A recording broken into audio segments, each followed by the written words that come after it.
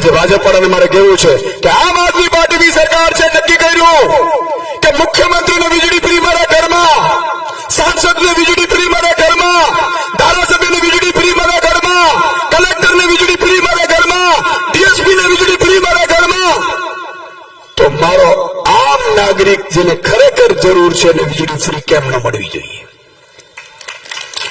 સાહેબ આદેશ કર્યો મુખ્યમંત્રીએ કે આવતીકાલથી જે પણ બિલ આવે એમાં 300 યુનિટ મહિનાના, એટલે 2 મહિનાના 599 યુનિટ પંજાબમાં વીજળીનો બિલ જીરો આવે છે. જીરો, કોઈ લંગરિયાની જરૂર નથી, બધી જીરો બિલ આવે છે.